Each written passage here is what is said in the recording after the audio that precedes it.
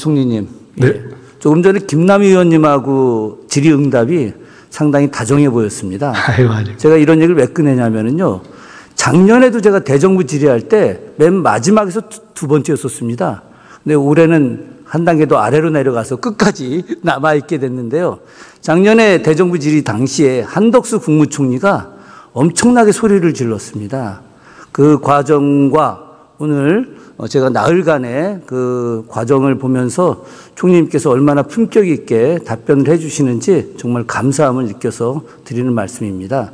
아이고, 별 말씀. 네, 뭐 이런 덕담으로 시작하지만 그럼에도 불구하고 저는 뭐 여야 가리지 않고 잘못된 부분에 대해서 이야기를 좀 하고 싶습니다. 총리님, 독도라고 하는 섬, 이건 일종의 작은 섬이 아니라 민족의 상징이나 영토 같은 거 아니겠습니까? 그렇습니다. 독도가 어느 나라 땅이다라고 이야기합니까? 사실 그런 얘기를 할 필요가 없는 거죠. 것이죠. 그죠? 자, 그렇다고 한다면 대한민국의 영토인 독도를 일본 정부는 어떻게 생각할까요? 계속 해온 주장이 있죠. 근데 한번 좀 PT 한번 좀 보시겠습니까? 네. 제가 작년 9월 12일 날 정확하게 이 자리에 있었습니다. 지금 일본 내각 관방이라고 하는 곳이 어떤 곳이냐? 우리나라 국무총실과 동급의 기관입니다. 내각 관방 홈페이지에 영토 주권과 관련된 내용이 담겨져 있는데 거기에 다케시마, 저 죽도 다케시마가 일본의 영토라고 표기하고 있습니다. 그래서 제가 작년에 한덕수 국무총리에게 이와 관련해서 대응을 해야 된다라고 이야기를 했었습니다. 한덕수 국무총리가 당시 대응하겠다라고 했는데 전혀 대응하지 않았습니다. 새 정부가 들어서고 나서 이런 내용이 이어졌는지 이런 내용이 있었는지를 보고 받으셨는지 전혀 모르겠지만 2025년 9월 현재 한번 보시겠습니까? 현재도 역시 전혀 달라지지 않았습니다. 2025년 오늘도 역시 마찬가지로 내각관방 홈페이지에 역시 독도가 일본 땅이다 이렇게 되어 있습니다. 이 부분에 대해서 국무총리실에서 전 대응을 해야 된다고 생각을 합니다. 어떻게 생각하십니까? 어떤 것이 제일 효율적인 방법인지 한번 좀 생각해 보겠습니다. 제가 저 구체적인 저 딱 사안을 가지고 말씀을 들은 것은 오늘 김 의원님 들었기 때문에 일반적으로 제가 답변을 드린다면은 김 의원님도 잘 아시겠지만 실효적인 지배를 하고 있기 때문에 굳이 저것을 대응하거나 시비할 필요가 있겠는가라는 것이 저희의 일반적인 원칙과 입장이었다는 것은 이미 잘 아실 것으로 생각합니다. 그런 것을 전제한 후에 그런 것을 아시면서 또 제기하시는 문제라고 생각하기 때문에 그 이유가 있습니다. 왜 이유가 있느냐? 다른 것 때문이 아닙니다. 그 다음을 한번 보시겠습니까? 바로 일본 교과서 때문에 그런 겁니다. 일본 교과서에 지금 고등학교 사회 교과서 바로 독도를 일본의 영토라고 표기하고 있습니다. 이게 왜 문제가 되느냐?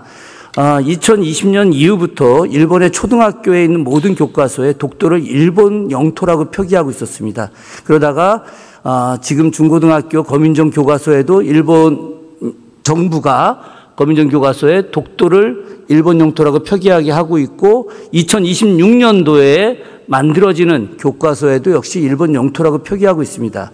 저는 조금 전에 총리님께서 말씀하신 어쨌든 실효적으로 우리가 지배하고 있기 때문에 굳이 일본 정부에게 또 강요할 필요까지 있느냐 혹은 지금까지 그렇게 하지 않고 그것이 분쟁의 소지가 될 수 있기 때문에 이건 약간의 여러 가지 정부적 차원에서 고민을 해봐야 되겠다라고 하는 것에 충분히 이해할 수 있긴 합니다만은 그러나 일본의 학생들이 이렇게 무차별적으로 독도가 일본의 영토라고 이야기하고 자라는 학생들 그렇게 된다면 그 학생들이 성인이 되었을 때도 역시 마찬가지로 독도가 일본 땅이라고 생각하면서 대한민국 정부가 잘못하고 있다라고 생각하면 한일 관계 발전이 있을 수 있겠습니까? 저는 그렇지 않다고 생각합니다. 그래서 이 부분과 관련해서 저는 총리님이 교육부 장관과 협의해서 이 문제는 대응을 해야 된다라고 하는 것을 말씀드리고 싶습니다. 대답하기가 곤란하시겠지만 이 부분에 대해서는 저는 생각을 해 주셔야 된다. 자, 다음에 제가 말씀드리고 싶은 것은 작년에 말이죠. 한덕수 국무총리께서 전 국무총리께서 제가 독도의 날이 10월 25일입니다. 1900년 10월 25일 날 고종 황제가 칙령 41호로 독도가 당시 울릉군에 소속되어 있는 섬이라고 하는 걸 공식적으로 밝혔기 때문에 그날을 기념해서 2000년도부터 독도의 날을 제정을 했습니다. 그런데 이 독도의 날이 국가기념일이 되지 않았어요. 그런데 21대 국회에서 현 이재명 대통령께서 독도의 날을 국가기념일로 제정해야 된다라고 하는 독도 지속가능한 이용에 관한 법률안 개정안을 내셨거든요. 그리고 그때 안 돼서 제가 그 뒤에 2024년 10월 달에 그 법을 이어서 개정안을 냈더니 한덕수 전 국무총리께서 저한테 뭐라고 얘기를 하셨느냐. 열악한 외교 정책을 하는 사람이다라고 이야기했습니다. 열악한 외교 정책. 독도의 날을 국가기념일로 정하자는 것이 열악한 외교 정책이 되느냐. 그렇다고 한다면 이재명 대통령께서 열악한 외교 정책을 하는 분이냐? 저는 그건 아니라고 생각합니다. 한일 관계를 정상화하고 그래서 이재명 대통령께서 얼마 전에 기시다 총리를 만났을 때도 한일 간의 역사 문제보다 더 발전적 측면을 강조한 것, 이건 우리도 다 이해하는 측면이 있지 않습니까? 저도 아쉬운 게 많습니다. 역사학자 출신으로 이재명 대통령과 기시다 총리의 역사 문제에 대한 발언이 제대로 언급되지 않은 부분은 굉장히 아쉽습니다만, 그러나 한일 간의 미래를 위해서 충분히 그 다음 단계를 생각하는 측면에서 저는 이 부분이 필요했다고 생각했는데, 그럼에도 불구하고 이 부분에 대해서는 좀 아쉬웠기 때문에 저는 국무총리께서도 역시 이 부분과 관련해서 좀 적극적인 도움이 줬으면 좋겠다. 자, 하나만 더 말씀을 좀 드리도록 하겠습니다. 총리님. 네. 80년대 대학을 다니실 때 전두환 정권과 싸우셨죠? 네, 그렇습니다. 전두환 정권을 통해서 고생도 많이 하셨죠? 유신 정권 이후 전두환 정권이 들어서면서 5.18 학살부터 시작해서 많은 사람들을 학살하고 민주인사를 구금하고 해왔습니다. 전국 대학에 강제휴교록 냈죠? 5.18 일어나기 직전에 어떤 상황들이었습니다. 이 과정에서 한신대학교 신학과 신입생을 아예 모집을 불허했습니다. 81년, 82년 동안에. 혹시 이 내용 알고 계십니까? 네. 예. 올해 진실과 화해위원회에서 제95차 회의에서 헌법이 보장하는 학문 자유, 대학 자율성을 침해한 중대한 인권 침해 사건으로 규정해서 국가의 공식 사과와 피해 회복을 권고했습니다. 이 내용 혹시 들으셨습니까? 네, 그것도 들었습니다. 예. 그럼에도 불구하고 아직까지 정부가 여러 가지 절차 과정이 있었기 때문에 공식적인 사과를 하고자 했음에도 불구하고 아직 진행 과정이라 사과하지는 못했는데, 총리님께서 이 자리에서 이 부분과 관련해서 국가폭력이라고 하는 측면에서 사과를 하실 용의가 있으신가요? 네, 제가 그와 관련한 정말 그 어떤 죄송한 말씀을 드리겠고요. 그러나 제가 지금 이 자리에서 드리는 것을 넘어서 조금 더 준비된 더 공적인 사과의 형식이 무엇이 있을지를 좀 준비해서 말씀드리겠다 하는 말씀을 드리겠습니다. 예, 고맙습니다. 한 가지만 더 말씀드리도록 네. 하겠습니다. 역사기관, 우리 흔히 많이 이야기하고 있죠. 한국학중앙연구원, 동북아역사재단, 국사편찬위원회, 또 독립기념관. 그런데 여기 기관장들이 뉴라이트적 역사인식을 갖고 있다면 어떻게 하겠습니까? 한 가지만 보시죠. 시간이 부족하기 때문에. 자, PT 한번 열어보시겠습니다. 김주성 한국학중앙연구원 이사장입니다. 이분이 한 이야기, 말도 안 되는 망언이 있습니다.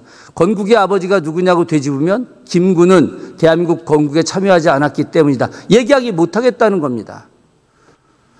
김주성 이사장이 축사를 쓴 책에 보면 국내에서는 일진회가 연방제 모양의 합방을 주장했다. 병합론은 더욱 강해졌다. 우리나라 사람들이 병합론을 주장했기 때문에 일제가 병합을 했다라고 하는 논리로 책을 쓴 내용들이 있습니다. 있을 수 없는 내용이죠. 이게 한국학중앙연구원 이사장입니다. 다음 한번 보시죠. 한국학중앙연구원 원장이라는 자가 일제가 조선의 쌀을 수탈한 게 아니라 조선이 일본에 수출한 것이다. 일제가 잘못한 건 없다. 조선총독부가 잘못한 건 없다. 이런 사람들이 한국학을 연구하는 한국학중앙연구원의 이사장과 원장으로 있을 수 있습니까? 치욕이라고 생각합니다. 이 부분에 대해서 정부가 마땅히 조치해야 된다고 생각합니다. 김낙연 원장 말고 다음 한번 보시죠. 김영석 독립기념관장, 우리나라의 광복을 세계사적 관점에서 보면 제2차 세계대전에서 얻은 연합국의 승리로 얻은 선물이다.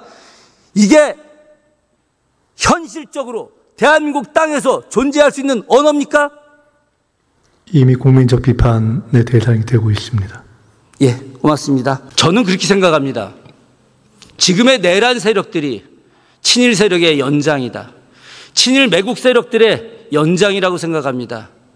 과거 친일을 통해서 얻었던 부와 권력을 해방 이후에도 계속 가졌고 온갖 잘못을 저질러도 자신들의 권력이 유지될 거라고 생각하고 있는 것입니다. 그래서 그들이 또 다른 권력을 갖고 계속해서 내란을 일으키고, 오늘도 보셨죠? 내란을 일으킨 자들이 내란을 일으킨 것에 대한 단 한마디의 반성도 사과도 하지 않았습니다. 후한무치 그 자체입니다. 이들을 반드시 척결하고 내란을 올바르게 우리가 마무리하는 것이 이재명 정부가 새로운 대한민국, 진짜 대한민국을 만드는 기반이 될 것입니다. 경청해 주셔서 감사합니다. 고맙습니다. 총리님, 자연재해가 일어났다고 사람이 다 죽습니까? 그렇진 않죠. 폭우로 제방이 붕괴됐다고 국민의 목숨이 잃습니까? 그렇지도 않습니다. 그런데 2023년 7월 15일 오송 궁평 2 지하차도에서는 14분의 고귀한 생명이 희생됐습니다. 궁평 2 지하차도는 미호천 임시제방에서 원류가 시작되고 45분, 임시제방 붕괴 후 26분 후에 침수됐습니다. 골든타임이 분명히 있었는데도 불구하고 충북도의 재난행정은 작동하지 않았습니다. 총리님, 국무조정실에서 오송 참사 관련 감찰하셨죠? 그 전 정부에서 하셨죠? 네, 그렇습니다. 네. 당시 감찰 대상에 김영환 충북도지사가 포함됐습니까? 선출직은 이게 이제 국무조정실의 감찰이 징계를 전제로 하고 있어서 선출직은 감찰 대상으로 그동안 해본 적이 없습니다. 그동안 해보지 않았다는 것은 무슨 규정이 하지 말라는 건 아니고 관행적으로 그렇게 했다는 말씀이신가요? 관행적이라기보다는 결국 감찰의 결과가 있어야 할 텐데 그 선출직에 대한 징계를 할 수 있는 사안이 아니기 때문에 그 부분은 주로 사법적으로 따로 수사를 해야 되겠네요. 네. 네. 알았습니다. 들어가십시오. 법무부 장관님 다시 나오십시오. 윤석열 정부의 국무조정실은 재난관리 책임의 정점에 있는 김영환 충남도지사를 감찰 대상에서 제외시켰고요. 또 윤석열 정부의 검찰은 불기소 처분했습니다. 저희는 상식적으로 도저히 이해하기 힘든 결정입니다. 특히 국정조사에서 드러난 오송 참사의 선행 원인은 제방 붕괴였지만 직접 원인은 지하차도가 통제되지 않았기 때문입니다. 근데 여러 차례 신고를 한 하위직 공무원들은 지금 법정에 세워지고 보고를 받지 못했다고 계속 주장하는 최종 책임자인 도지사는 불기소했습니다. 법무부 장관님, 네. 이것이 국민 눈높이에 맞는 공정한 수사의 결과입니까? 그 당시 전체적인 사건의 경우 잘 모르겠지만 도지사로서의 그 책무를 다했는지, 직무를 수행함에 있어서 과실이 있었는지 여부를 좀 면밀히 살펴야 될 것 같고요. 어쨌든 그 국정조사위원회 조사 결과가 나온다고 하면은 불기소 무혐의 처분이 났다고 하더라도 새로운 증거가 나오게 되면 저는 조사할 수 있습니다. 저희들이 다시 면밀히 보겠습니다. 네, 재조사하셔야 됩니다. 2025년 7월 15일 오송 참사 현장에 충청북도와 김영환 도지사는 없었습니다. 그래서 생존자 중에 한 분은 김영환 지사의 존재 자체가 2차 가해라고 울분을 터뜨렸습니다. 다시 재조사 꼭 부탁드리겠습니다. 네, 국정조사 이후에 사건을 좀 면밀히 다시 보겠습니다. 네, 고맙습니다. 저는 최근에 국가는 왜 실패하느냐라는 책을 읽어본 적이 있습니다. 포용적 정치가 포용적 경제 성장을 이끈다는 취지인데요. 루즈벨트가 지금 우리 정부가 추진하는 것처럼 루즈벨트가 대법관을 증언을 하려고 했었습니다. 그 당시 우리가 존경하는 루즈벨트가 미국의 대법원의 대법관을 지원하려고 했는데요. 당시 민주당은 상하원의 다수당으로 우월적인 지위에 있었습니다. 그렇지만 미국의 의회에서는 루즈벨트의 대법관 증언에 대해서 단호히 반대했다는 그 역사를 여러분들이 알고 계실 겁니다. 왜냐? 대법관을 증언하지 않고 견제와 균형을 이루는 그 당시가 바로 미국의 포용적 정치와 경제, 그것이 미국의 성장과 발전을 가져올 수 있다는 것을 미국의 의회는 분명하게 알고 있었기 때문입니다. 예, 김현 의원님, 이 책을 함도가 한번 해보시길 바랍니다. 제 이름 거론하는데 지금 끝났다죠? 예? 뭐라고요? 제가 좋아합니다. 언제든지 토론하고 싶고요. 경청에서도 진심으로 감사합니다. 저희 국민들이, 많은 국민들이 아직도 의심하고 궁금해하는 것이 과연 총리께서 되기 전이죠. 12월 3일 계엄의 날, 계엄 당일날 뭘 하셨는지에 대해서 굉장히 궁금해하고 있습니다. 그날 표결 참석했습니까?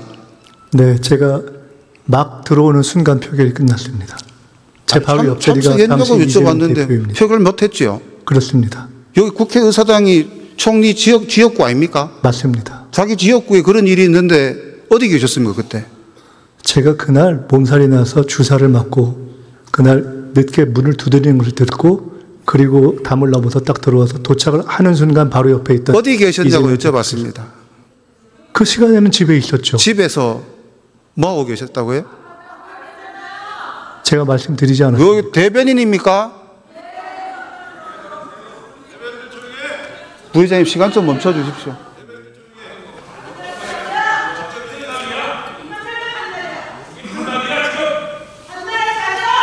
네, 경청해 주시기 바랍니다. 김영동 의원님 말씀하세요. 말씀하시면 조용해집니다. 예, 다시 한번 여쭙겠습니다. 그러면 그 최초 보고를 받은 게 언제입니까? 하여간 제가 문 두들기는 거를 듣고 깨서 나와서 차를 타고 이동해서 담을 넘고 들어와서 지하로 와서 저쪽 문으로 들어와서 자리에 앉는 순간 딱 표결이 끝났습니다. 그거는 보시면 압니다. 바로 그때 옆에 계시던 그 부분은 대표께서 계셨고 차분하게 말씀하셔도 됩니다. 그냥 언제 귀가해서 언제 국회로 다시 들어왔는지 말씀해 보세요. 지금 이게 무슨 뭐 검사 취조하시는 것도 아니고 제가 설명드렸지 않습니까? 있는 그대로. 그럼 귀가를 언제 하셨습니까? 무슨 귀가 말씀이십니까? 댁에 계셨다면서요? 네. 그러면 국회에 있다가 귀가하신 거 아닙니까? 귀가하신 거 아닙니까? 그날? 예. 그랬겠죠? 예. 저녁 시간쯤 귀가했어. 그날. 저희가 굉장히 이해할 수 없는 것은 국회의사당이 있는 지역구의 총리가 그날 저녁의 상황에 대해서 어떻게 보면은 다른 그 누구보다도 늦게 파악했다는 게 좀 이해가 안 되고, 그리고 거리상으로 가장 가까운 곳입니다. 김 의원님. 예, 말씀해 보십시오. 너무 복잡하게 생각 안 하셔도 됩니다. 말씀해 그냥 예. 제가 말씀드렸지 않습니까? 아마 기록도 있을 겁니다. 그날 아침에 제가 몸살이 나서 주사를 맞고 그날 저녁에 일찍 잠들었다가 나중에 문을 두들길 때 제가 전화가 안 돼서 보좌진이 와서 문을 두들겨서 그래서 나와서 그때 저희 집 앞에 검은 세단도 있었는데 차를 타고 와서 국회를 한 바퀴 돌고 담을 넘어서 지하로에서 저기 딱 들어가는 순간에 바로 옆에 계시던 제 옆자리에 이재명 대표가 지금 막 투표 끝났다고 뭐 그냥 있는 그대로입니다. 그리고 그것을 끝나자마자 그에 대한 문제를 제기하는 기자회견에 참여했고 그렇습니다. 지방에 있던 분들도 그리고 수도권에 있던 분들도 많은 분들이 국회로 오셨습니다. 제가 지금 설명을 드렸는데 궁금하신 제가 그것이 유감이라는 아니라 것은 무엇이 문제다라고 지적을 해주시면 좋겠습니다. 문제죠.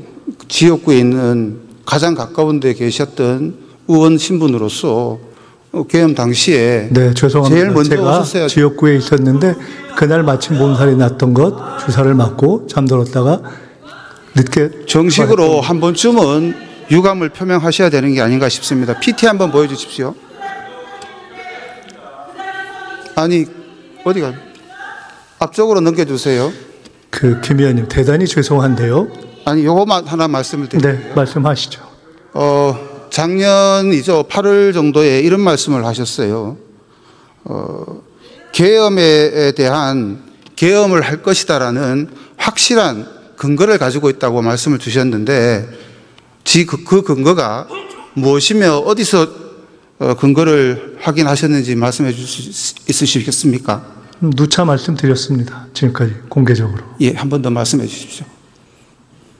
첫 의심은 김영현 장관의 인사로부터 굳이 필요가 없는 시기에 적절치 않은 인물을 인사한 것이 왜일까라는 의문으로부터 시작해서 여러 가지 정황을 파악하기 시작했고, 거기서부터 윤석열 전 대통령이 반국가 세력이라는 용어를 최초로 국민들을 포함한 비판 세력에게 사용해서 사실상 그 반국가 세력을 척결 대상으로 보고 있었던 것이 7차례, 8차례 아무도 그때 주목하지 않는데 그것을 확인했고, 그리고 알다시피 윤석열, 김건희 등등의 집단이 가지고 있는 무시무시하고 지독한 권력력, 절대 권력을 놓지 않을 것이고 어떤 일이라도 할 것이라는 것을 저희들이 여러 가지 정황을 통해서 알 수 있었고, 그리고 그 이후 국감에서도 저희들이 공개하고 지적했습니다마는 이른바 충안파로 통칭되는 그 세력들의 몇 차례의 불법 모임을 저희들이 확인했기 때문에 그것을 제기했고, 그것을 지적했고, 그리고 아시다시피 그에 대해서 당시 김 의원님이 포함되고 속해 있는 국민의힘과 당시 용산 측에서는 절대 그렇지 않다고 부인했고, 저희들은 계속 경고했고. 특검의 수사가 매우 광범위한데 본 의원의 제안은 이렇습니다.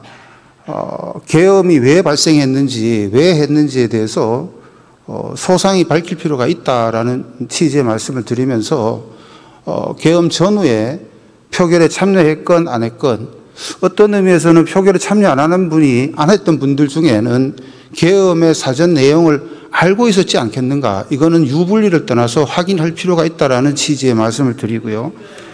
제가 보면 김모준 씨 방송에 나가서도 발언을 동일하게 하셨고요. 또 제가 지금 계속 말씀드렸는데 김 의원님 아까 제가 먼저 또 말씀을 드릴게요. 네. 총리께서 직접 이런 취지의 법률안도 발의를 했습니다. 체포되어도 계엄 당시에 국회의원이 즉시 회의에 참석할 수 있도록 행정기관이 필요한 조치를 취하도록 한다라는 취지의 법률안도 발의를 하셨더라고요.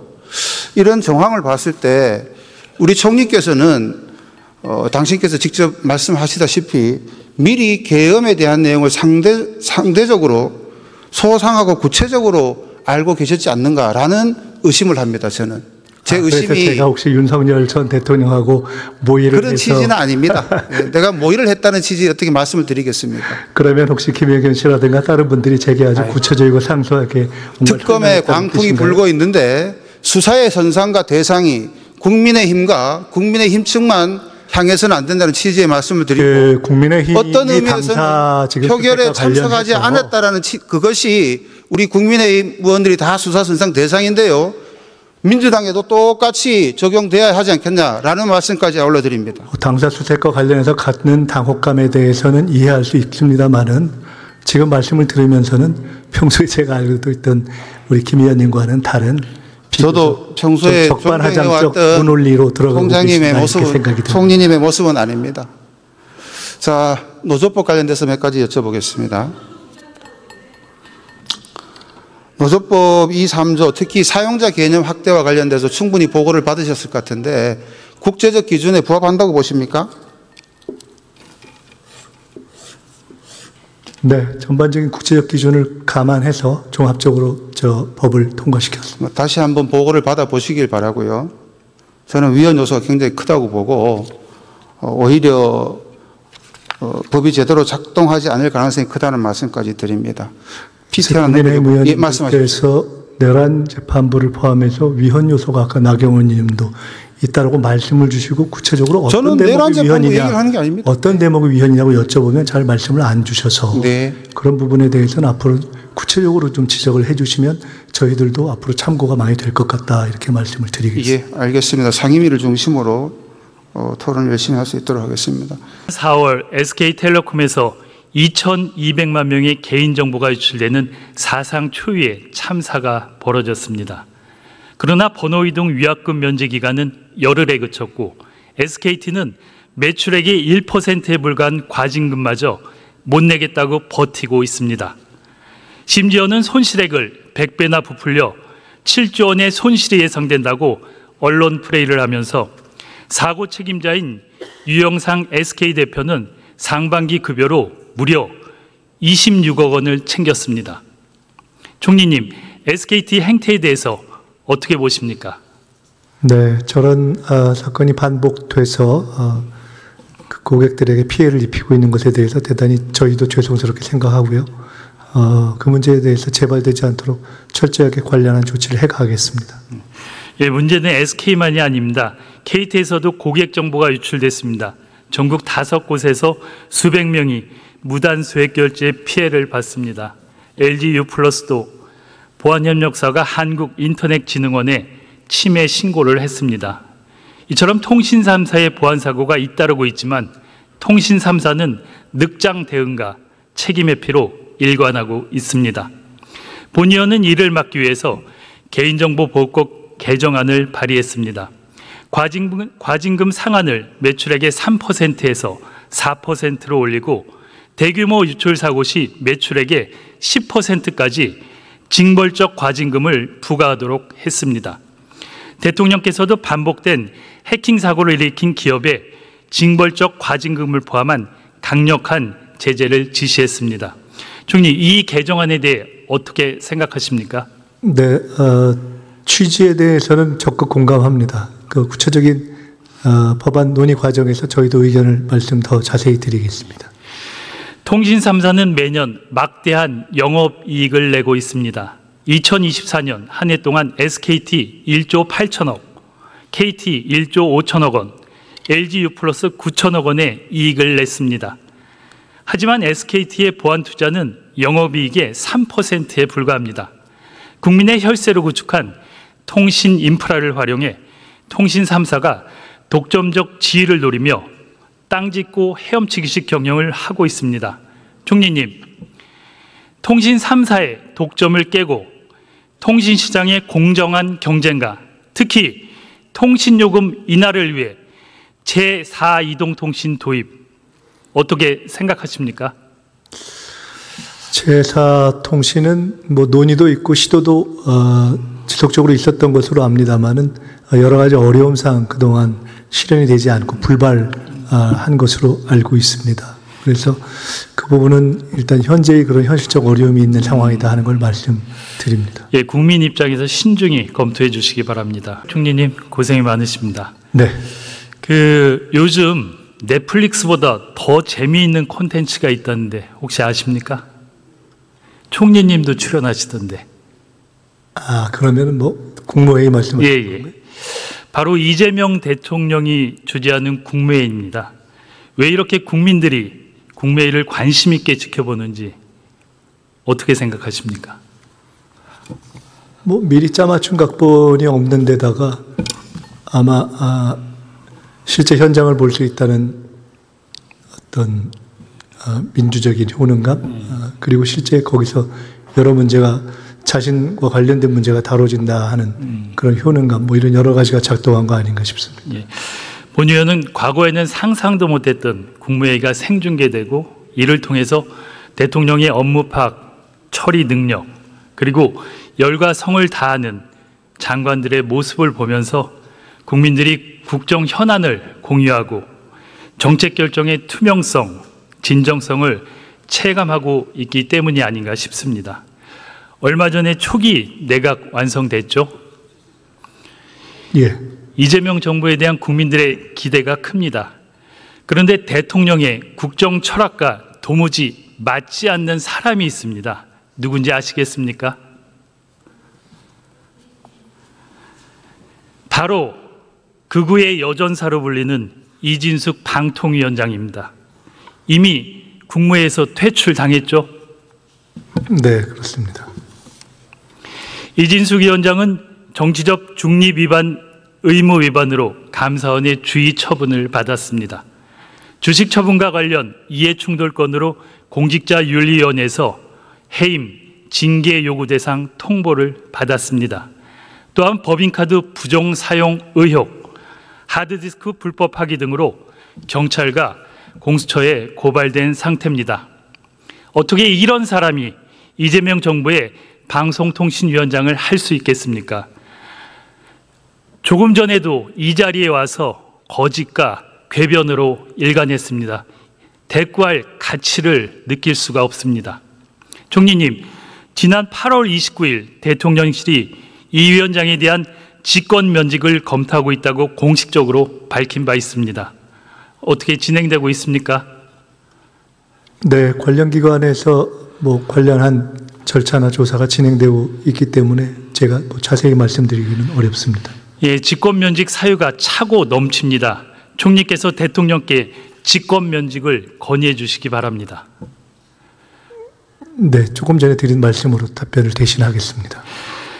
아울러 금융위원회 조직 개편 과정에서 직원들의 불만을 표출하고 이로 인한 업무 태만이 이어져서 민원이 제기되고 있다고 합니다. 기분이 나빠서 일하기 싫다고 합니다. 더 이상 모피아 세상이 아닙니다. 조직의 안정적 운영과 공직기강 확립을 위해 감사 등 조치를 취해 주시기 바랍니다.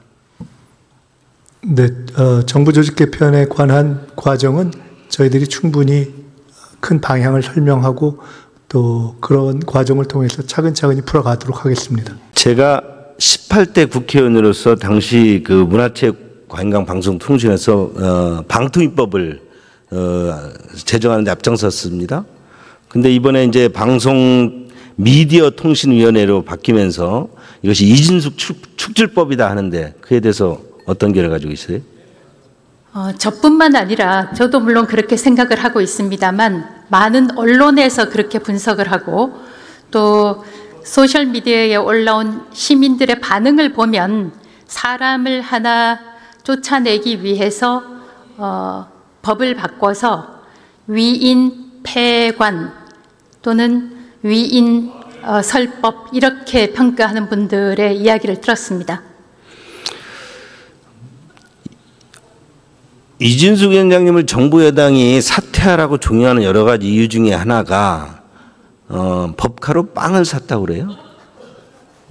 그에 대해서 어떤 해명하시겠어요? 제가 여러 자리에서 설명을 드렸지만 지금 수사 중이고 실상 제가 수사 내용에 대해서 구체적으로 말씀을 드릴 수는 없습니다만 그 부분은 거의 이야기가 되지 않았다는 것을 이 자리에서 말씀드립니다.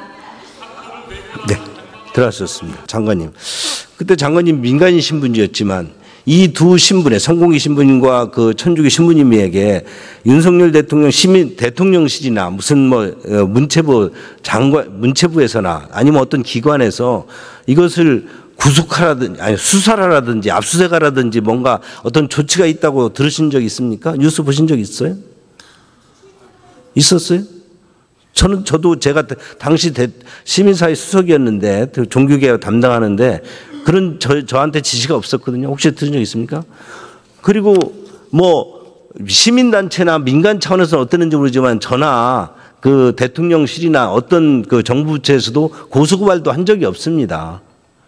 사회적 지탄을 받아서 한 분은 신부직을 파직당했고 어떤 분은 또 좀 징계를 받았다는 얘기는 들었지만 그건 정부 차원에서 이분들의 어떤 종교인들의 특별한 그분들이 정치적 성향을 가지고 있더라도 그것은 시민사회 영역이었고 공공의 영역이 아니라고 했기 때문에 저희들이 그거에서 구속이든지 압수수색이든지 특별 수사라든지 이런 지침이 없었다는 것이죠.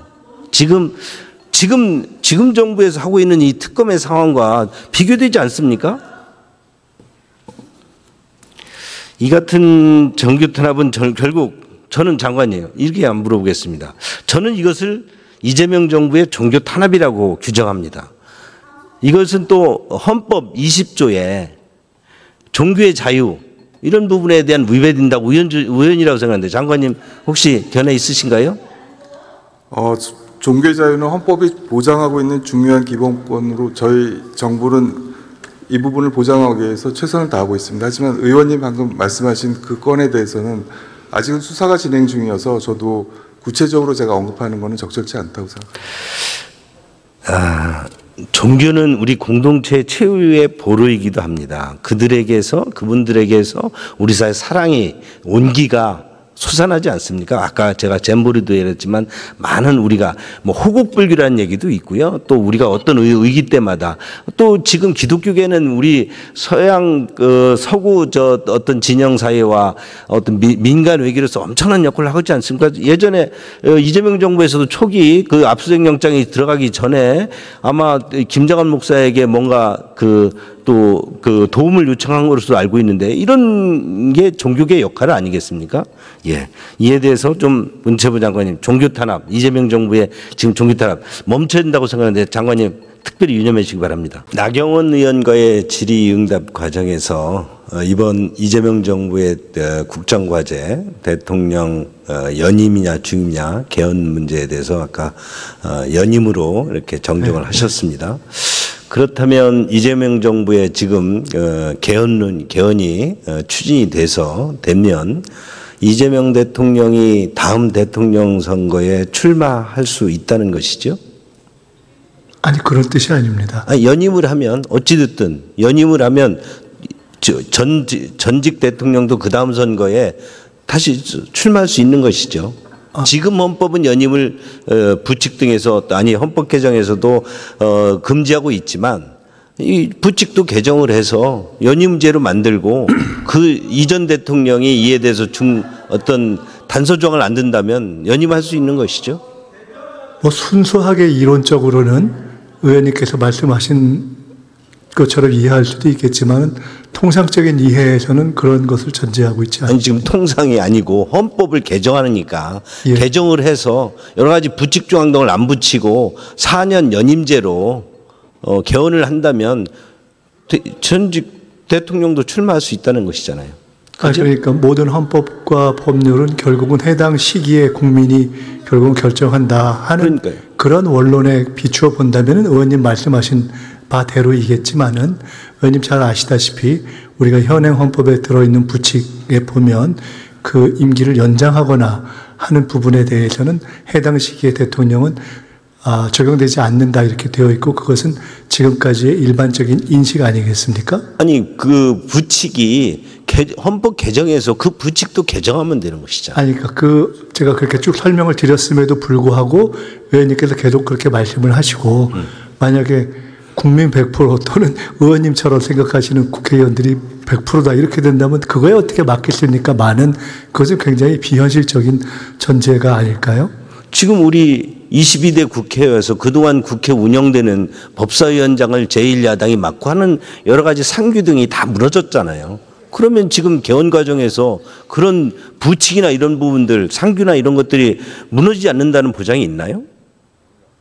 글쎄요. 지금 뭐 현재의 정치 상황과 상관없이 저는 적어도 지금 그분 지적하신 문제는 상당 정도 그런 이해가 전제되어 있는 것이 아닌가 생각합니다. 네. 만약에 이것이 연임이 제가 우려하는 대로 된다면 이것이 푸틴식 독재의 길로 가는 게 아니냐라고 걱정하는 분들도 많이 있습니다. 네, 그 문제 지적해 주신 취지는 충분히 이해하겠습니다. 네. 저는 적어도 지금 이 시기에 이 상황 속에서 교육부 장관은 최규진 장관이 가장 적임자라고 생각을 한 사람이었습니다. 장관이 그런 입장에서 현장에 대한 이해, 특히 교사와 학생들을 마음을 잘 담아서 정책에 담아주시길 진심으로 바라고 희망합니다. 네, 노력하겠습니다. 13년째 청소년 사망 원인 1위가 뭔지 아십니까? 네. 안타깝게도 자살입니다. 하루에 한 명씩 아이들이 극단적인 선택을 하고 있답니다. 이유가 뭔지 아십니까? 여러 가지 이유가 있을 것으로 합니다. 경쟁에 지친 것도 있을 테고 친구들이든 가족이든 다양한 사회에서의 관계 속에서의 소외 이런 것도 있을 것 같고 어쨌든 사회적인 요인들이 다양하게 있다고 생각합니다. 예. 학생들 자살 총동 1위가 성적과 입시 스트레스입니다. 학생 절반이 성적 때문에 우울하다고 호소합니다. 교육이 아이들을 병들게 하는 이 현실, 이거 그대로 두실 겁니까? 지금 말씀하신 것처럼 실제로 작년 통계를 보면 학생만 하면 한 221명, 학교 밖 청소년까지 하면 370명이 넘는, 그래서 의원님께서 말씀하신 것처럼 거의 매일 한 명씩, 다시 말해서 11년 전에 있었던 세월호 사고가 준 우리에게 준 어마어마한 충격이 있는데, 매년 세월호 규모의 우리 아이들이 이 다양한 이유로 죽어가고 있는 현실입니다. 그래서 어쩌면 이 문제에 관해서 여러 부처가 같이 힘을 모아야 되지만, 교육부에서 가장 무거운 책임감을 가지고 이 숫자를 줄이고 없어질 때까지 가장 우선한 정책으로 해야 되지 않을까 생각합니다. 윤석열 정부는 고교 서열화를 강화했습니다. 벼랑 끝 줄 세우기 경쟁만 남았습니다. 이건 교육이 아니고요, 폭력이고 학대입니다. 바꿔야죠. 바꿔야죠. 네, 경쟁교육은 완화할 필요가 있습니다. 이제 수능과 고등학교 내신을 절대평가로 전환해야 됩니다. 이게 시대 요구라고 생각합니다. 불안과 혼란을 줄이기 위해서 단계적으로 도입해야죠. 변별력은 내신과 수능 등급 조합으로 해결될 수 있다는 게 전문가들의 대체적인 의견입니다. 절대평가 전환은 경쟁과 서열에서, 그리고 궁극적으로 그것이 공정과 존중으로의 전환입니다. 이것이 저는 큰 틀의 방향이고, 그리고 이것이 사교육비도 줄일 수 있다라고 생각합니다. 국민의 56%가 동의했고, 그리고 교육감 협의회 때 우리 장관이 포함해서 교육감들도 동의했습니다. 어떻게 생각하십니까? 네, 의원님 말씀이 공감합니다. 실제로 그저께도 저희들이 시도교육감들과 함께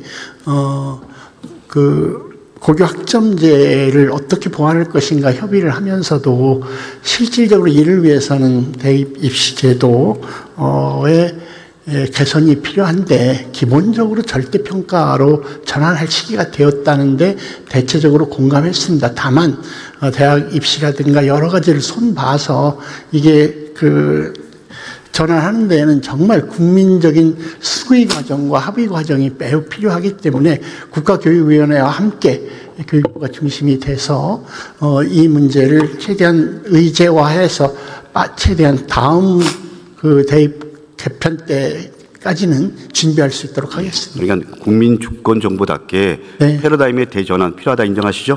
네. 저는 교육의 패러다임을 근본적으로 전환해야 된다. 네. 교육은 자동차 경주가 아닙니다.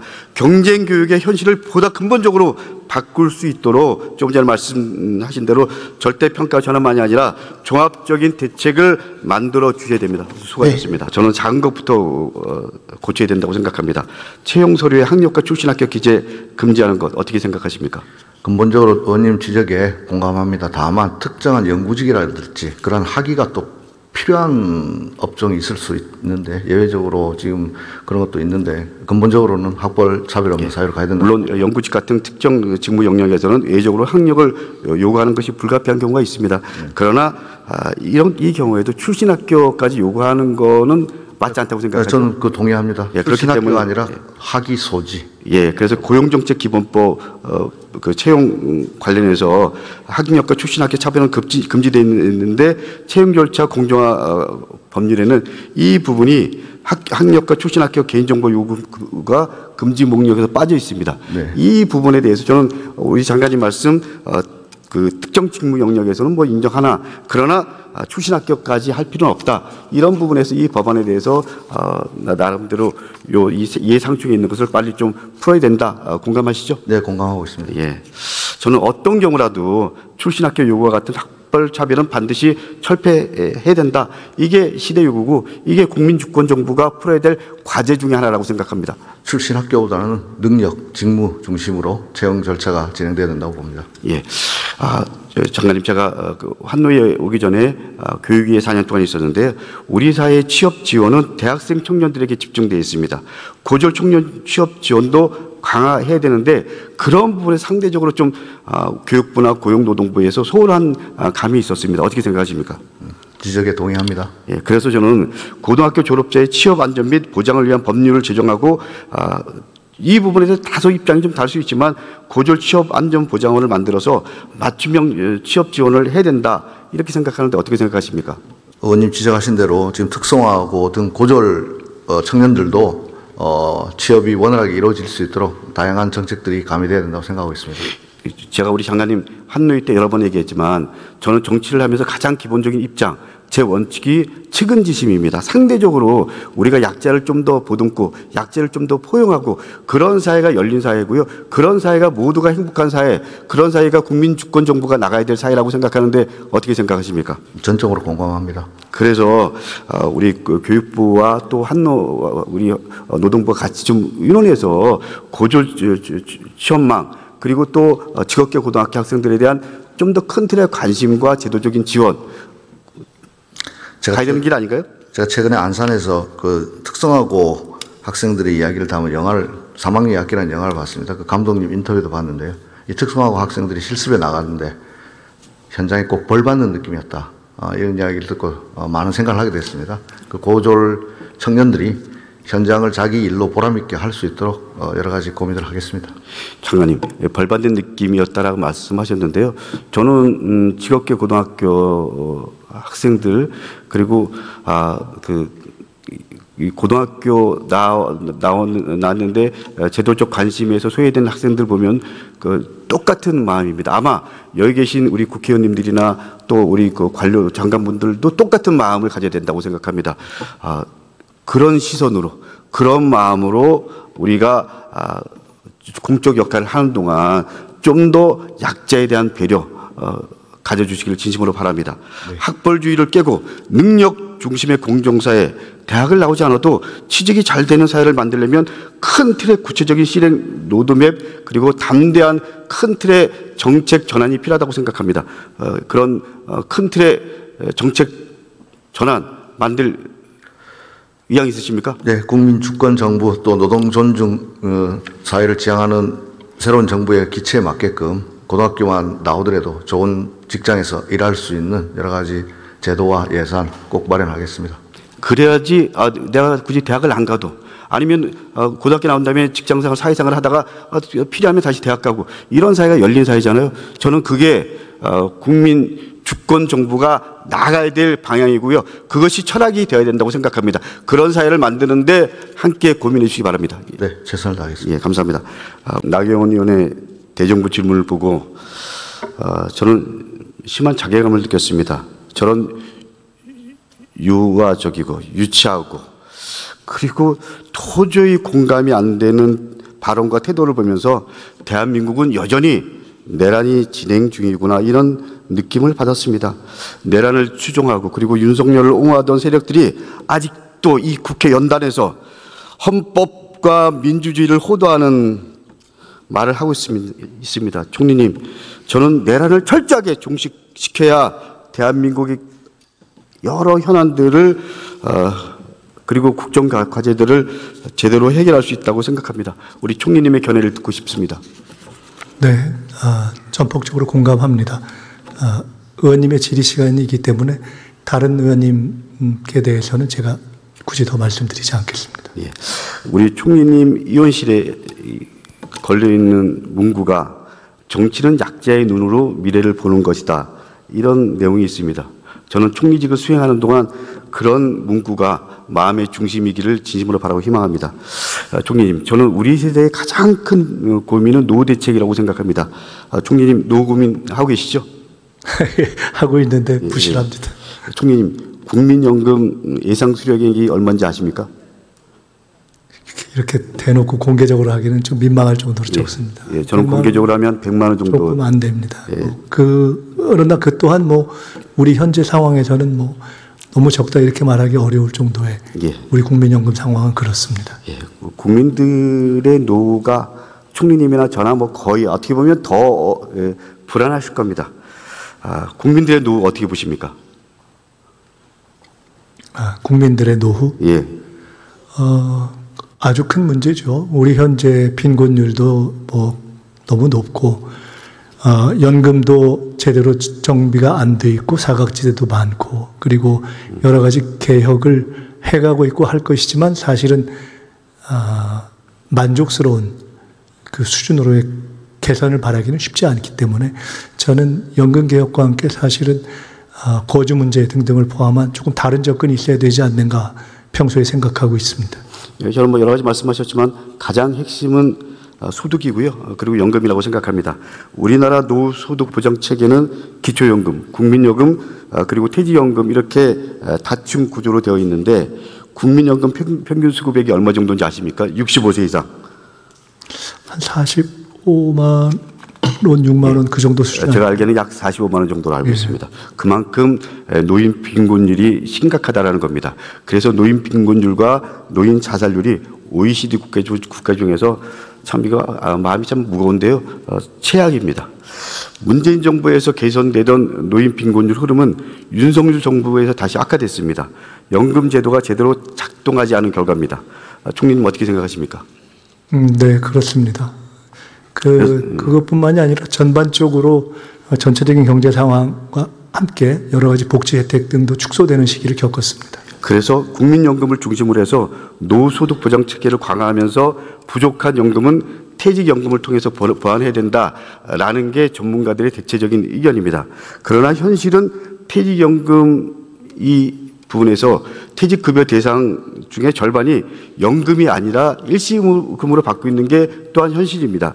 퇴직연금 가입자 중에서 제가 알기에는 약 87%가 일시금을 선택합니다. 그렇기 때문에 사실상 무늬만 연금이지 연금이 아니다 이렇게 얘기들 합니다. 300인 이상 사업장에서는 91%가 도입이 됐지만 5인 미만 사업장에서는 10%에 불과하다고 합니다. 빈틈을 메우는 방법은 퇴직연금을 의무화하는 방법, 이것이 전문가들의 일치된 의견입니다. 이재명 정부에서는 그래서 국정과제로 퇴직연금 의무화를 명시적으로 제시했습니다. 총리님, 퇴직연금 의무화에 대해서 정부의 의지를 분명하게 밝혀주시기 바랍니다. 네, 말씀하신 것처럼 우리가 노후 문제를 해결하기 위해서 반드시 해결해야 될 문제이고 국정과제에 들어있기도 하고 그렇기 때문에 단계적 의무화라는 관점에서 저희들이 하나하나 풀어갈 의지를 확실히 가지고 있다는 말씀을 드립니다. 현재 퇴직연금 제도는 사업장별로 개별 민간에 위탁하는 방식인데요. 국민연금처럼 거대 기금을 조성해서 운영하면 규모의 경제 그리고 장기적이고 안정적인 수익률을 창출할 수 있습니다. 운영 효율도 물론 높아지고요. 그렇기 때문에 기금 조성에 대해서 좀 더 적극적이어야 한다고 생각합니다. 우리 총리님 견해를 밝혀주십시오.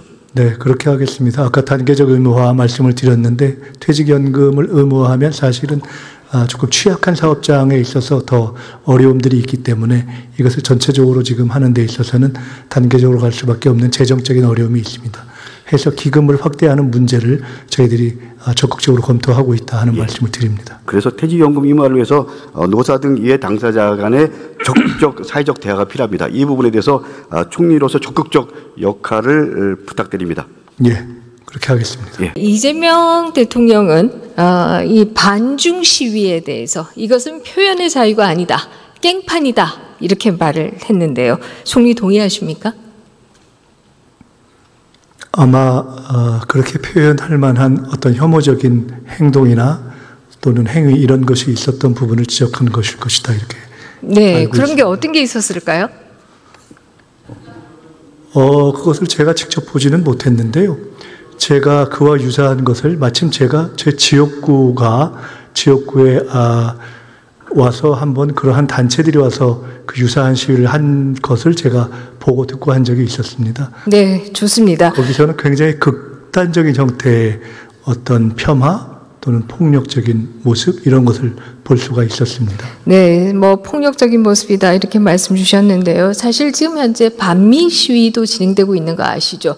양키고홈, 트럼프 대통령의 얼굴 사진 찍기, 미국 성조기 찍기 등이 진행되고 있는 것을 알고 계실 것입니다.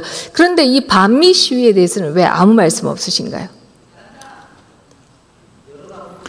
제가 조금 전에 말씀드렸듯이 그 반중 시위에는 그 실제로 상인들이 영업행위를 하고 있는 명동에서 그 상인들이 굉장히 곤혹스러울 정도의 상황이 연출된 것이 있었기 때문에 그것이 상행위라든가 영업과도 굉장히 영향을 미친다 하는 차원에서 그것을 지적한 것입니다. 네, 좋습니다. 반미 시위 역시도 반미 시위 역시도 여러 가지 상행위에 뭐 영향을 주는 것은 정치적인 표현의 자유에 대해서는 최대한도로 규제되지 않는 것이 좋다 하는 생각을 가지고 있습니다. 네, 적어도 반중 시위나 반미 시위나 동시에 이것이 상인들의 민생에 영향을 주지 않는 범위 내에서 표현의 자유가 지켜져야 한다.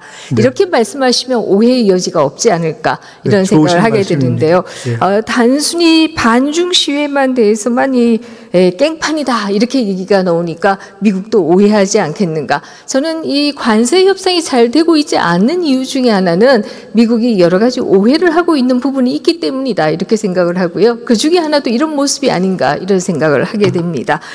네, 적어도 지금 그 문제는 아닌 것 같습니다. 네, 여러 가지 문제가 그동안 쌓였습니다. 미국인 6명에 대한 체포, 오산 공군기지에 대한 압수수색 등이 다 모여서 네, 또 이런 일들이 만들어지지 않는가 이런 생각을 하게 되고요. 제가 다른 질문으로 가겠습니다. 대만 올해 2분기 실질 GDP 성장률 알고 계십니까? 우리를 넘었다 지금 이렇게 듣고 있습니다.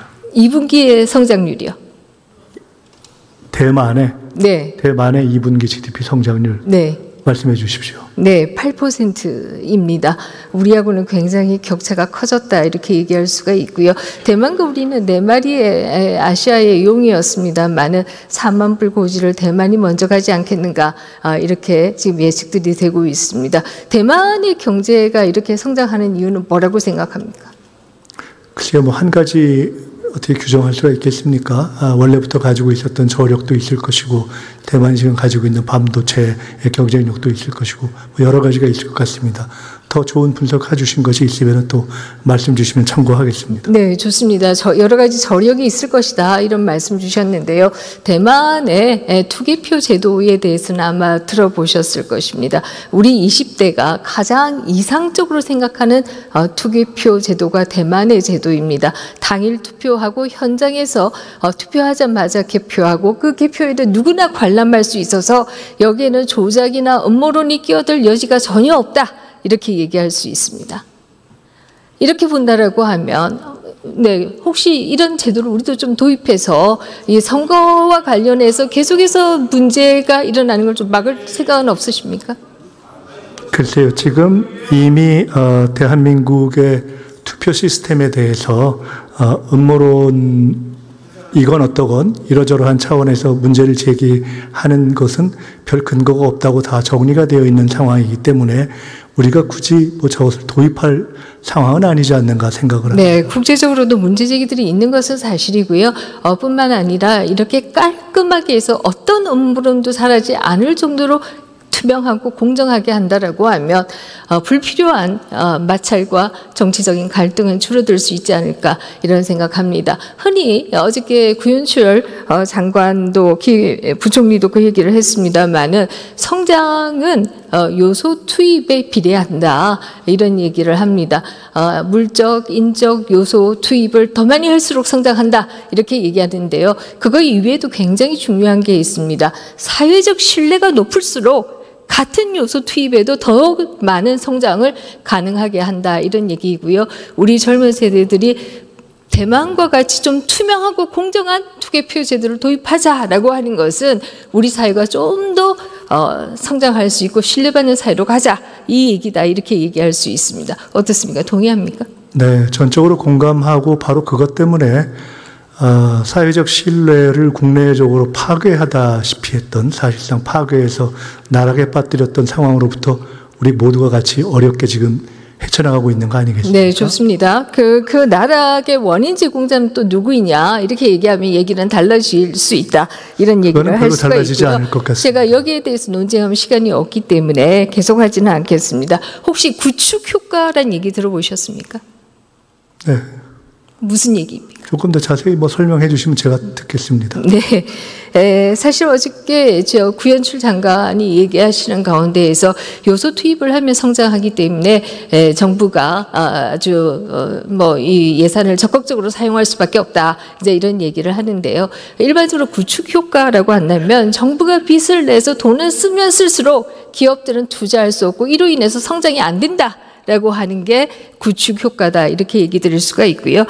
대만의 경우에는 국가 부채율이 29%밖에 안 된다 라는 얘기도 드리겠습니다. 그렇게 보면 우리 저력에 있어서 앞으로 치고 나갈 수 있는 저력이 상당히 크다, 이런 얘기도 드릴 수가 있을 겁니다. 또 다르게 얘기한다라고 하면 정부가 빚을 내서 투자한다라고 하는 것이 얼마나 큰 위험이 있을 수 있는가 하는 얘기이기도 하다, 이런 얘기를 드리겠습니다.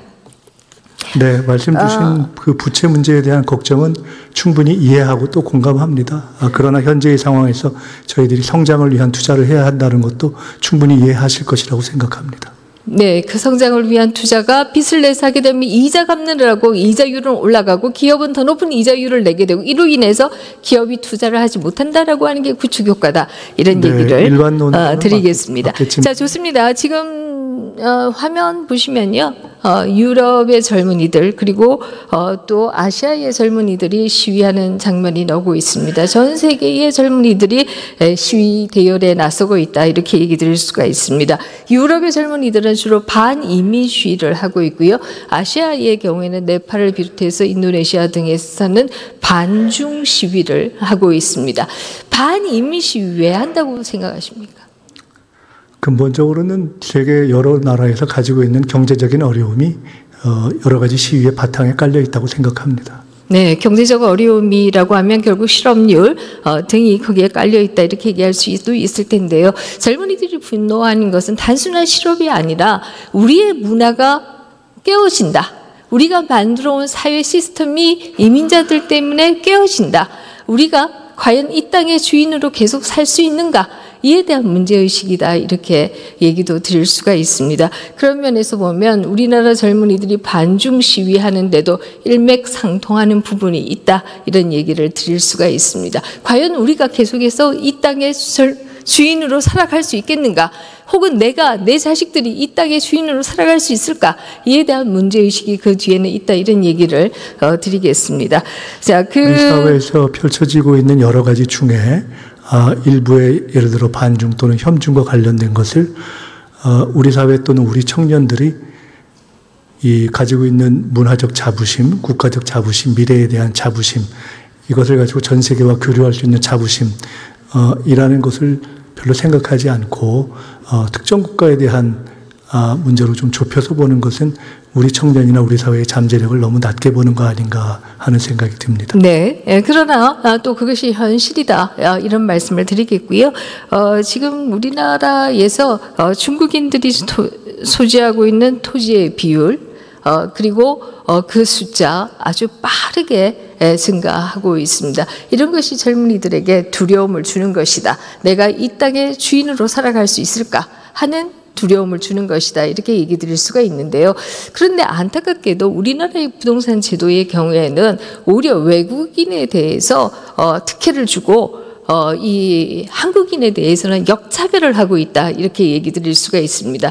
왜냐라고 한다면 그것은 바로 우리 한국의 부동산 제도가 가구 중심의 규제를 하고 있기 때문에 외국인들은 가구가 확인되지 않아서 이 부동산 관련된 세금을 훨씬 더 싸게, 대출도 훨씬 더 용이하게 내고 있다, 이런 것이 젊은이들이 문제의식을 가지는 이유이다, 이런 얘기를 드리겠습니다. 지금 표 보시면 전 세계에서 외국인이 이 주거 부동산을 취득하는 것을 얼마나 어렵게 하고 있는가 하는 거 보실 수가 있는데요. 중국은 물론이고 호주, 캐나다, 뉴질랜드, 싱가포르 할 거 없이 당분간 주택을 아예 사지도 못하게 하는 나라들이 상당수 있다, 이런 얘기를 드리겠습니다. 그래서 이 부분에 대해서 최근에 실거주해야지 된다라고 하는 규제를 만든 것으로 알고 있는데 그것은 사실 쉽게 뛰어넘을 수가 있기 때문에 세제에 있어서도 내국인에 대한 역차별을 해소해야 된다, 거기에 좀 앞장서 주시라라는 얘기를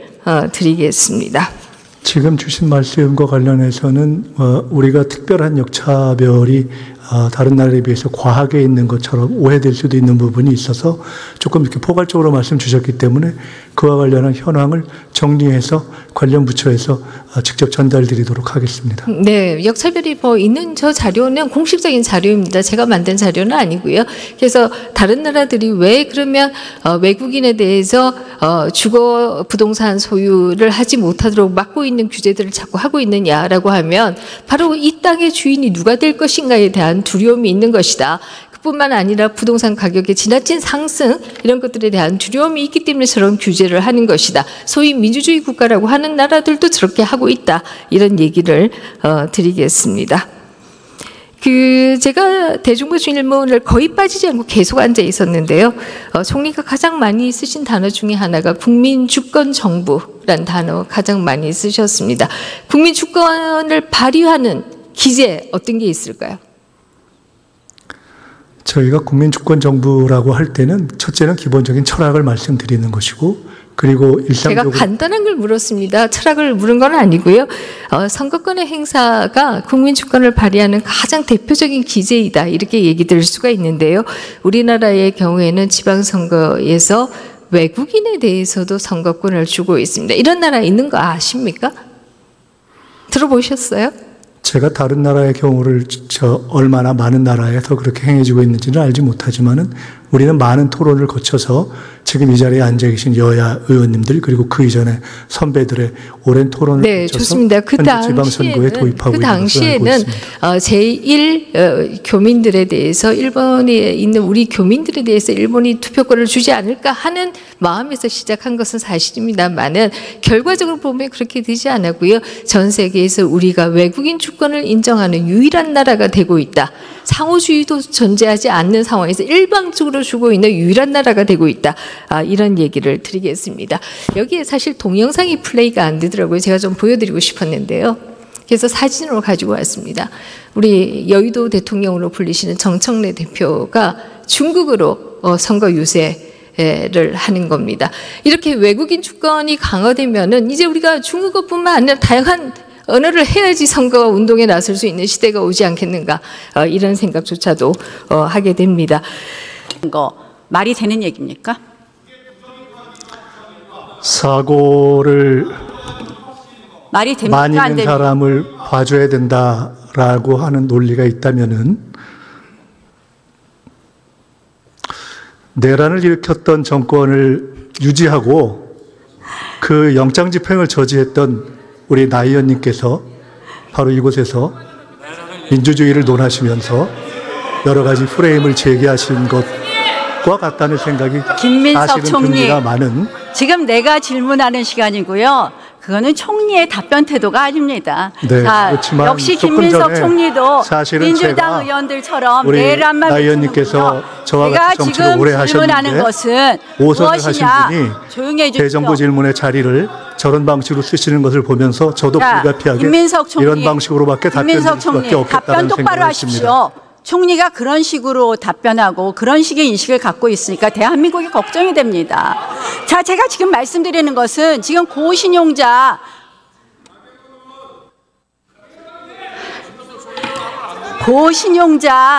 이자율 깎아서 저신용자 이자율 높여서 이자율 깎아달라는 거랑 똑같은 논리입니다. 그런데 고신용자가 한번 펴보십시오. 고신용자가 결코 고소득자가 아닙니다. 이런 말도 안 되는 논리, 이런 게 바로 대한민국을 망치는 겁니다. 이 말 하려는데 지금 또 내란합니까? 내란이 만병통치약입니까? 내란 종식 외치면 국민들이 다 여러분들한테 익스큐즈 해주는 것 같습니까? 내란을 이유로 기본적인 책임은 져야 된다고 생각합니다. 만들지 마십시오. 자, 청년 고용 일자리는 또 어떻습니까? 저는 자, 이거의 끝판왕이 뭐냐? 엊그저께 국정과제 4년 연임제 발표하셨죠? 4년 연임제? 대통령 4년 연임제 발표하셨죠? 개헌 말씀이십니까? 4년 연임제는 발표하지 않은 것으로 알고 있습니다. 국정과제에 대통령 4년 연임제 개헌이 있던데 무슨 말씀입니까? 저는 중임제로 기억하는데. 중임제입니까? 네. 저는 연임제로 봤습니다. 네, 한번 확인해 보겠습니다. 그러면 이재명 대통령은 해당 안 되는 거 맞습니까? 일반적인 헌법 원리상 그렇게 된다는 것은 다 아실 겁니다. 자, 김민석 총리 들어가십시오. 추미애 법사위원장은 대법원장 물러나라 그랬습니다. 정청래 대표는 대법원장이 뭐 대단하냐 그랬습니다. 대통령실 강유정 대변인은 대법원장 물러나는 거 원칙적으로 공감한다 그러다가 말을 뺐습니다. 자, 민주당 의원들은 이제 출처 불분명의 녹취록을 들고 나와서 지금 4인 회동 운운하면서 면책특권 뒤에서 숨고 있습니다. 자, 이거 말 안 듣는 조희대 대법원장 다 끌어내리려는 그런 이야기 아닙니까? 청담동 술자리 시즌2 아닙니까? 제가 답변 드릴 내용은 아닌 것 같습니다. 여와 야 간의 토론을 통해서 말씀하시는 것이 좋을 것 같습니다.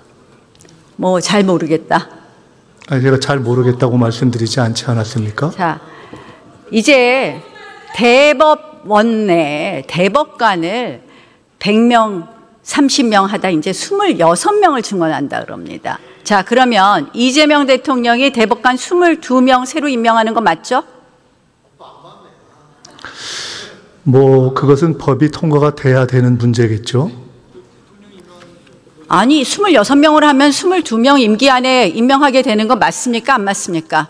그 대법관 증원의 문제는 본질이 누가 어느 시기에 대법관을 임명할 수 있느냐라는 것이 아니라 우리가 제도를 만들 때는 그 제도의 지속성과 정부의 변화를 전제로 하는 것이기 때문에 제가 질문하는 거에 답을 좀 해주세요. 다른 이야기를 하시지 말고. 그러면 한 번만 더 말씀드리겠습니다. 자, 이재명 대통령 임기 안에 22명 임명하게 되는 거 맞습니까? 안 맞습니까? 나 의원님께서 5선이시기 때문에 그 이전에 2010년도에 나 의원님께서 속하셨던 당에서도 이미 24명 안을 냈었습니다. 자, 기억이 안 나십니까?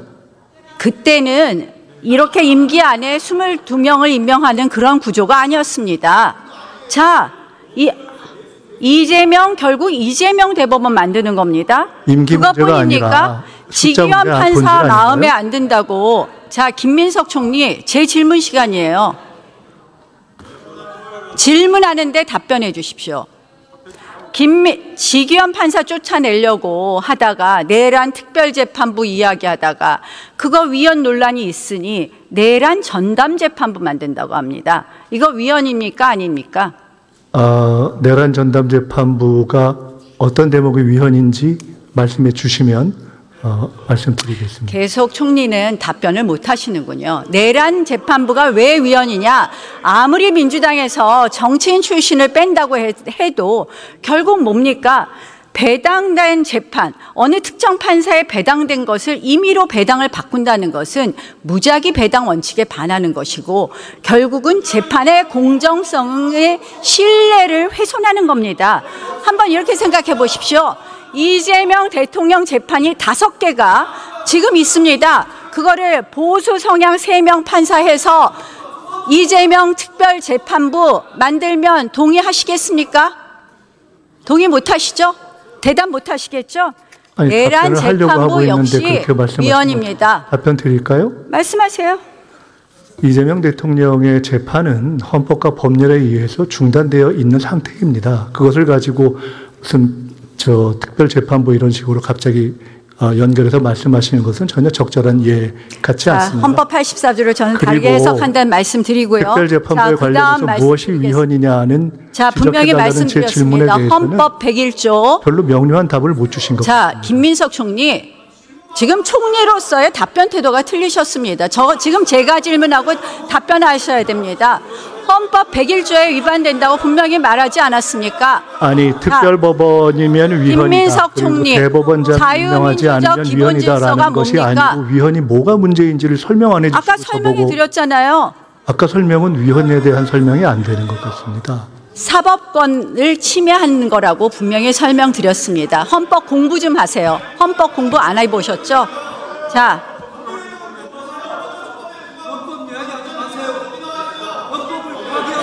검찰 해체하는 것도 이 보면 표가 똑같아요. 중국식 이 정법 체계하고 똑같습니다. 한번 보시고요. 결국 정치가 수사권을 장악하는 것입니다. 자, 김민석 총리한테 한번 질문하겠습니다. 자유민주적 기본질서가 뭡니까? 자유민주적 기본질서가 뭐죠? 우리 헌법전문에는 자유민주적 기본질서를 우리가 존중해야 되고 확립해야 됩니다. 뭡니까?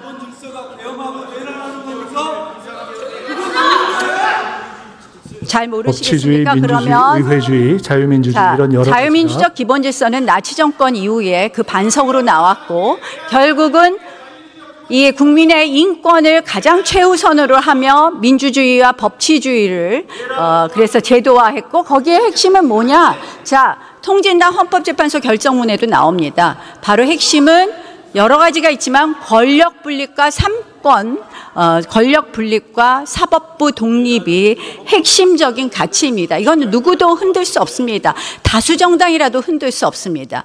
그런데 제가 왜 아까 사법부 독립, 대법원장을 끌어내리고 지금 사실은 사법부를 흔들고 대법관을 증원해서 이재명 정부에서 22명의 대법관을 임명을 하고 그리고 내란 특별재판부 만들다 내란 전담재판부 만들면서 재판의 공정성을 훼손하는 이 모든 사법권을 침해하는 것은 바로 위헌적인 자유민주적 기본 질서를 흔드는 것이다. 이게 뭐냐?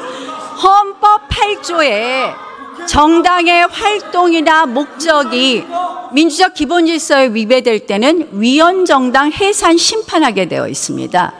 저는 지금 민주당에서 주장하는 걸 보면 민주당 의원들도 그런 말을 했습니다. 이거 개헌보다 더한 주장이라고.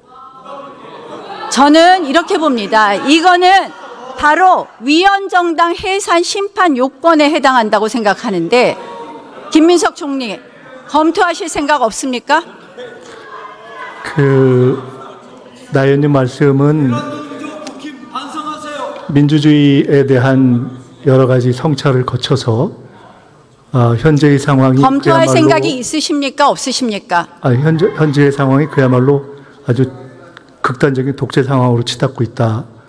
그리고 그것을 민주당이 주도하고 있기 때문에 위헌정당 해산을 해야 된다. 그런 사법부 독립을 침해하고 사법권을 장악하는 것은 자유민주적 기본질서의 핵심을 해치는 것이기 때문에 저는 위헌정당 해산의 요건에 해당한다고 봅니다. 그런 아주 위기적인 독재 상황이다라고 보시면 제가 김민석 총리께 건의할 것은 그리고 제안할 것은 지금 강유정 대변인 그리고 민주당 관계자들이 대법원장을 물러나라. 가짜뉴스로 물러나라는 것부터 시작해서 이 모든 것 한번 검토해 보십시오. 법무부 장관에게 지시해 주십시오. 지금이 그렇게 독재의 상황이라면 100일 전 이전의 윤석열 정권은 어떻게 규정해야 할지 언론 장악에 대해서 저 질의하겠습니다.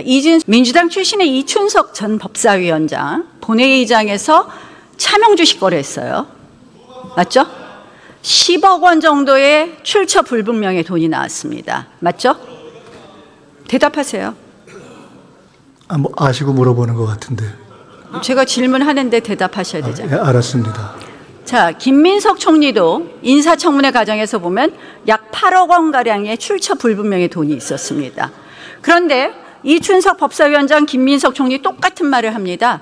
경조사비다, 출판 기념회다. 상식적으로 납득이 됩니까? 사회상규에 맞다고 생각합니까? 네, 제가 여러 차례 그 출판 개념에도 있었고 애경사도 있었습니다.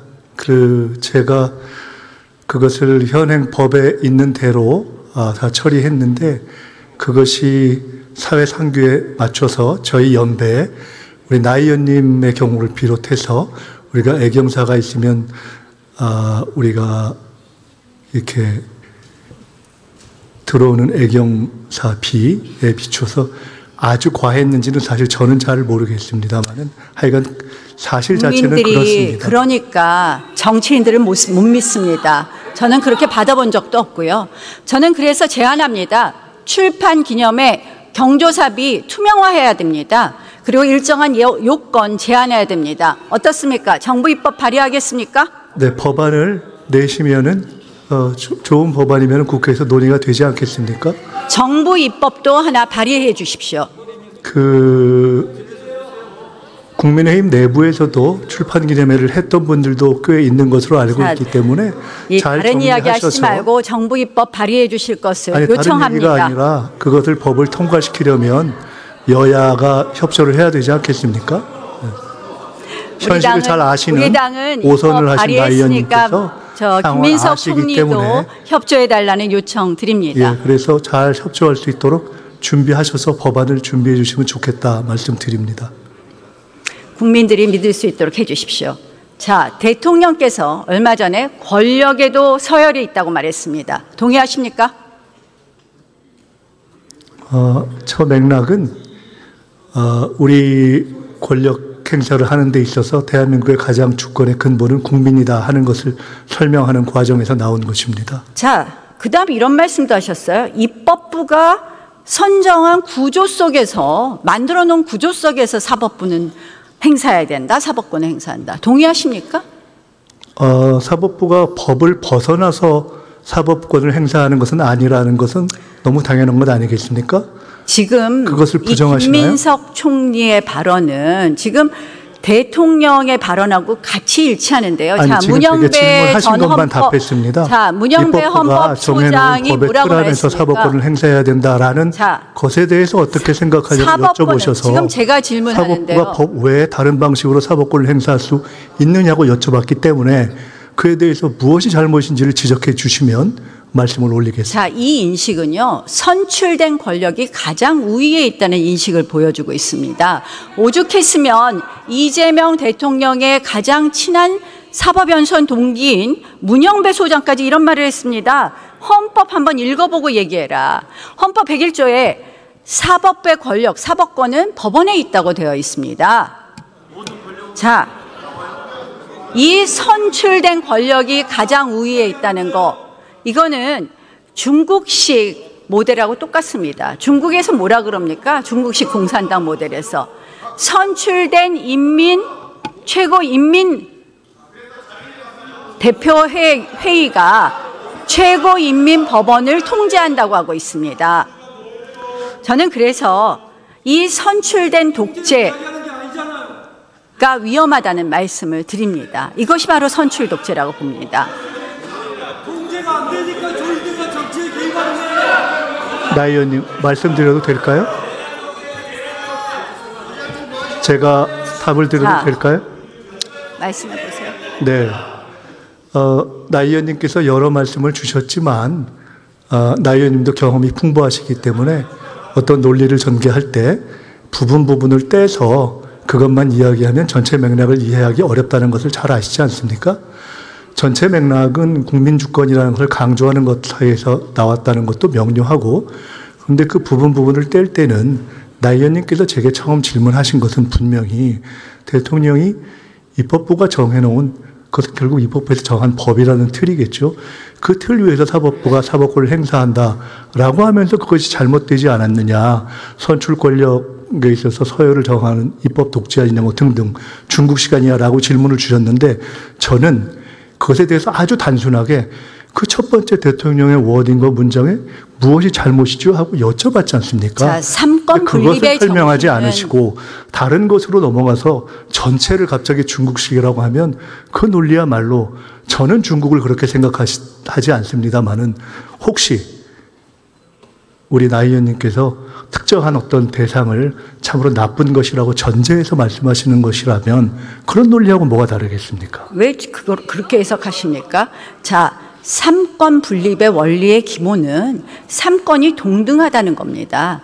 우리가 선출된 권력만이 최고의 권력이라고 했을 때 그것이 선출 독재에 이른다는 말씀이고요.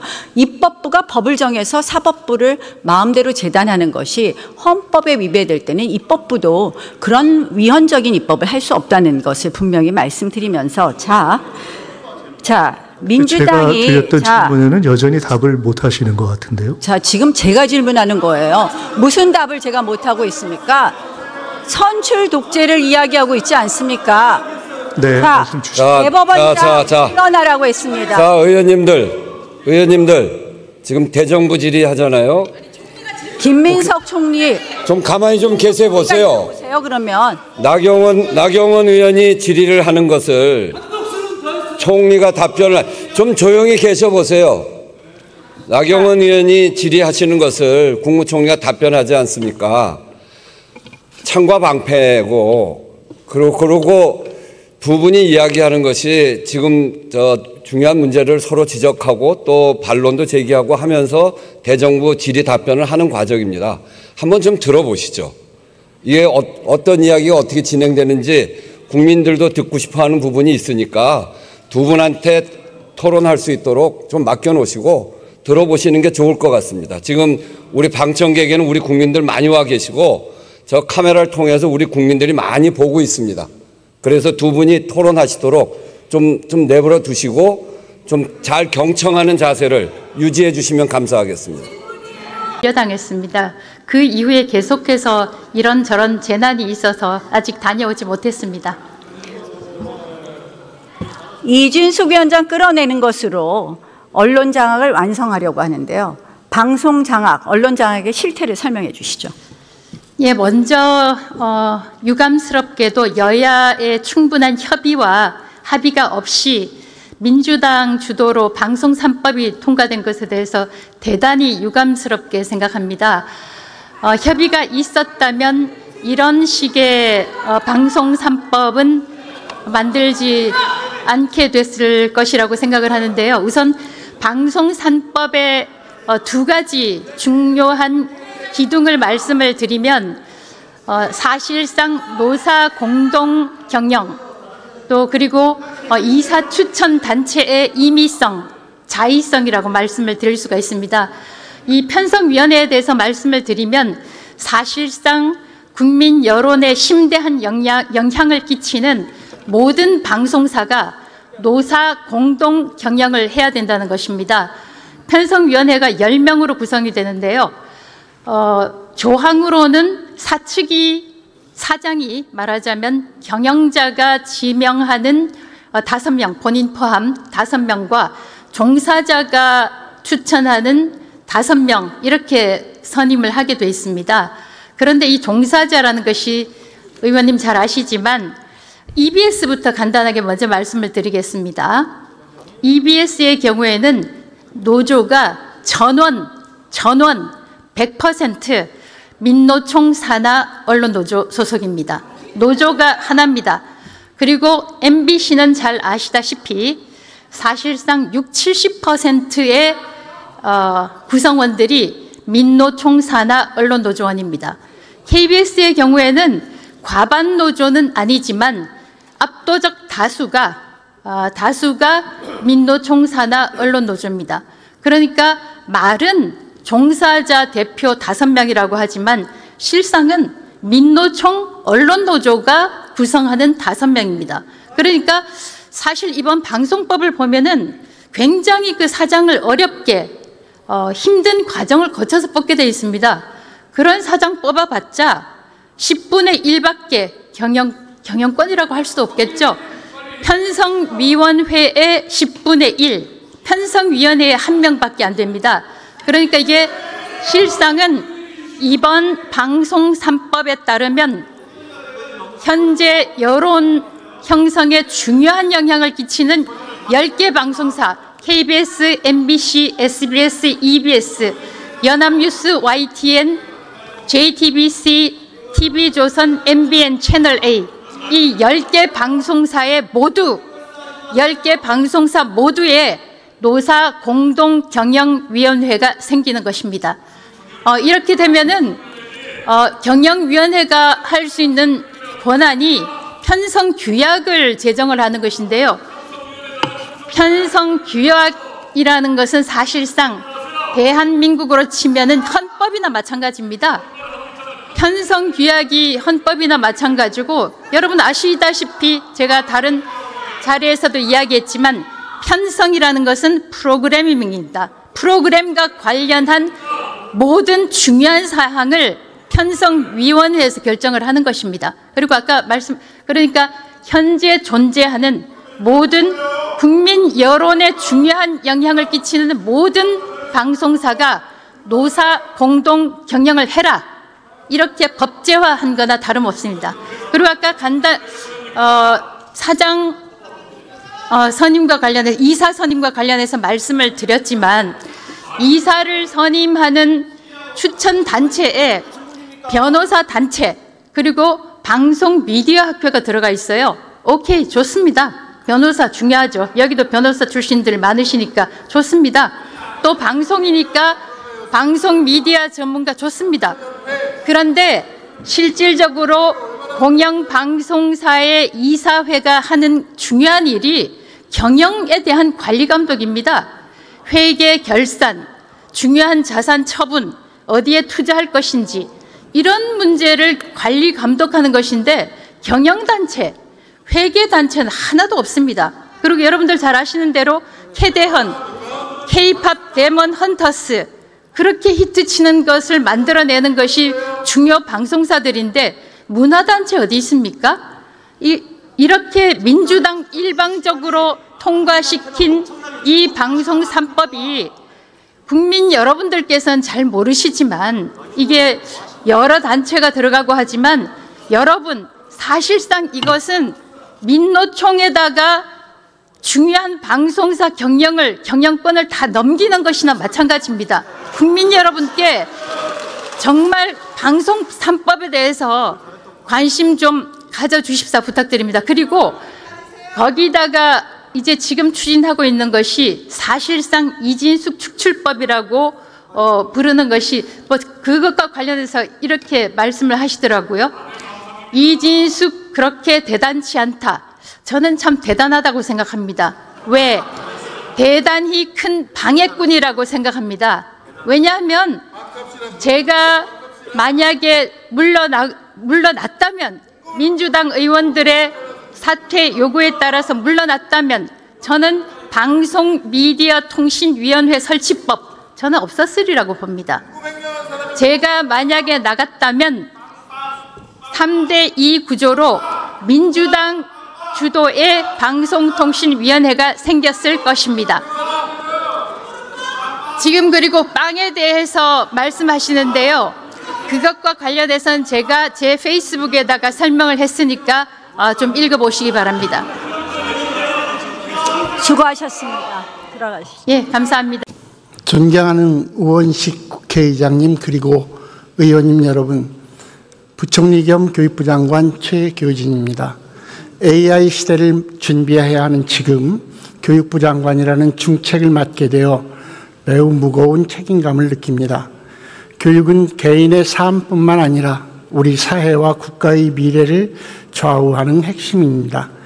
저는 학생과 교사 모두가 존중받고 함께 성장하는 행복한 교육 공동체를 만들기 위해 최선을 다하겠습니다.